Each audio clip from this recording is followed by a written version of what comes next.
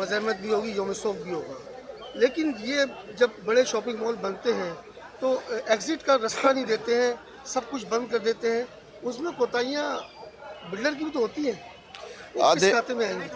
देखिए, ये जो बुल प्लाज़ा है ये पिछले 40 साल हो गए इसको बने हुए, और इसकी जो एग्ज़िट है वो ऐसा नहीं है कि इसमें एग्ज़िट नहीं है, इसमें काफ़ी एग्ज़िट थे, लेकिन वक्त ऐसा था कि मार्केट बंद करने का वक्त था, क्योंकि मार्केट तकरीबन 10:30 बजे जो है वो बंद होना शुरू हो जाती है, 10 से 10:30, लेकिन 10:20 पे अफसोस की बात यह है कि 10:20 पे आग लगी, और अब तक जो है वो आग लगी हुई है।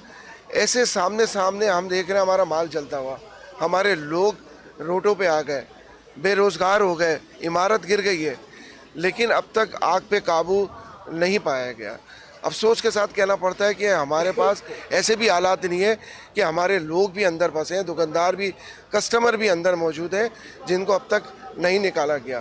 तो मैं हुकूमत वफ़द से तो ये भी अपील करता हूँ कि इसकी इंक्वायरी की जाए। ये सिर्फ मुझे ऐसा नहीं लगता कि शॉर्ट सर्किट है, मुझे ऐसा लगता है कि यहाँ कोई साजिश भी हुई हो। तो मैं ज़रूर ये चाहूँगा कि अपील करूँगा सिंध हुकूमत से कि इसकी भी इंक्वायरी की जाए, और इसमें जो भी मुलव्वस है, इसमें जिसने भी गलतियाँ की हैं, कोताहियाँ की हैं, उनको सज़ा भी दी जाए। 10:40 को हमने फायर ब्रिगेड को कॉल किया। Thank you, I love you।